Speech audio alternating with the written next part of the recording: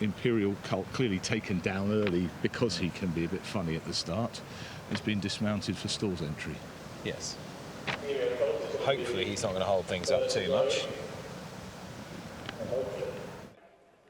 Gates back and away they go, they're racing. Very level break. Dottie Star, who could have been pace on paper, has been taken back. Imperial Cult, who kept us all waiting, is also being steadied from the start. In the Pilkington Mirai, 50% less carbon glass handicap. We're over the 10 furlongs. It's LJT and Marembo that want to go on here as they make the steady climb. Followed then round the outside by Lawn Ranger. Then after that towards the inner is Savannah King, the grey. That's your leading quartet. Then Thursday, LJT just going back a little bit through the field. Then towards the rear at the moment, Daphne May in the orange and green colours. And then right at the back of the field, Miljama. And in the rear is Dottie Star. So they made their way to the highest point of the track, about to make their way down the side. And it's Marembo who leads them by about 3/4 of a length to Lawn Ranger, the dark blue and pink colours, who races in second. They're followed in third by LJT and then Savannah King. Right round the outside is Imperial Cult in those black and red colours. Then up the inner, Daphne May, followed then by Thursday in the blue and yellow colours. Still at the back of the field, Miljama and also Dottie Star. And they don't appear to have gone an absolutely breakneck gallop here as they begin the descent to Tattenham Corner. And still Marembo, who leads them in the hands of Rob Hornby, to Lawn Ranger on the outside in second. LJT is in third. Towards the outside now, getting closer, Imperial Cult, but just nudged along to do so. In between that pair, we've got Savannah King, followed then by Daphne May and Thursday, and Dottie Star and Miljama is now at the back of the field, swinging for home inside the final half mile. And Rembo, the purple and yellow colours, still the leader. Two in second position, LJT, who's now being ridden along. They're followed in third by Savannah King, who's going quite well. After that, Lawn Ranger is now being asked a question or two. One that's also showing or going very well is Daphne May, making headway down towards the closing stage as they come. Just over 2 furlongs left to go. Rembo still the leader. Savannah King, though, is taking aim. Here comes Thursday down the centre of the track, going strongly, and Imperial Cult is still there as well. Inside the closing stages now, final furlong and a half, and it's Thursday who's taken over, but it's Imperial Cult who kept us waiting at the start, who's now throwing down the best challenge. Thursday and Imperial Cult. Thursday the leader to Imperial Cult, who's sticking his neck out inside the closing stage as they go. Imperial Cult by a neck, by a half, by a neck still as they go to the line. Imperial Cult had to think about it, but won. Thursday finished in second and Rembo was third. Fourth horse home, Savannah King.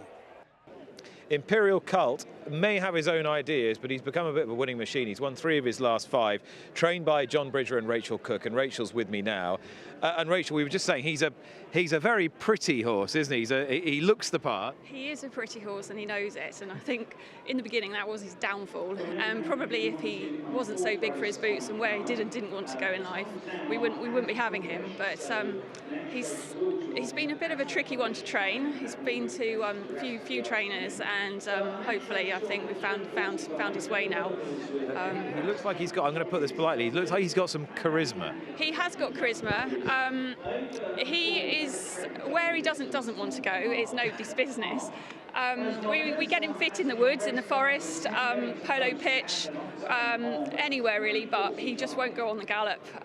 So we have to try different alternatives. So yeah, and just keep him sweet. And I think letting him do what he wants to do is the way forward with him, because he's got so much ability, but he's just so intelligent that he's just been so difficult to train. But you can't really go and do a bit of work with him. You just have to kind of get him fit on the racecourse. I think he was trained in Epsom once upon a time.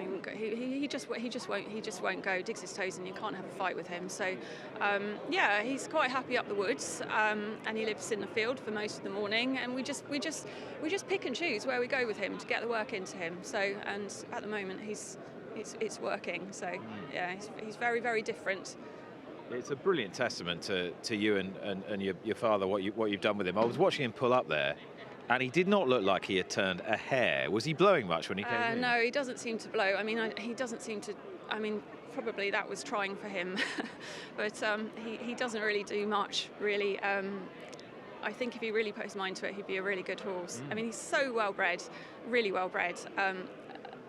Yes, we were just saying, we were having a look, weren't we? His dam is out of Shiva, who was third in that epic eclipse behind Giant's Causeway in Calanese. Yeah, and I think he has a sister with Haggis that was very good. And I think probably if he really did put his mind to it, he probably would. Maybe he will be now. He's on the way up, perhaps, but he could be a very good horse. But it's just his temperament that's held him back up to now. And he seems to have got a bit of confidence. on the weather, we ran him at Lingfield a bit, and he seemed to get a bit of confidence there. And I guess he was well handicapped, and he seems to, I don't know, it seems to have just sort of set him alight. He just seems to, I don't know, we keep him on his own in the race. If he gets any trouble, I mean, like last time at Goodwood, he got in all sorts of trouble, and it was just like it's just a no-go really for him. But And you got him for £1,000. he was £1,000. Yeah, he was £1,000. So Did you pick him? I didn't pick him out actually. I think the owner that's got him now, they picked him out. Yeah. What did you think when he came? I've had him down the line, so I think he's been to a couple of other trainers before I got him, and I don't think he went for them, to be honest. He just tests you in the morning, basically, where he doesn't want to go. You know, you just have to let him do his own thing. Try a different route every day, and he might go. And he'll have a bit of time off after this race. He doesn't really take too much work now he's fit. So No. it's just you've just got to get him fit in his head. You've got to get him mentally happy, and if you can keep him happy, then you're halfway there. How important has Gina been to him? Gina is. I don't know, Gina seems to sort of talk his language. She doesn't he's like a wasp. If you G him up, buzz him up, then you'll get nowhere. And Gina seems to have she's quite calm, and she pats him, she kicks him, she has this sort of aura about her that seems to connect with him. But no, she's good, Gina. Yeah, we like her. You've got serious value. We've got serious value out of £1,000. Thanks so much, Rachel. Well done. Thank you. Watch live racing now on racingtv.com.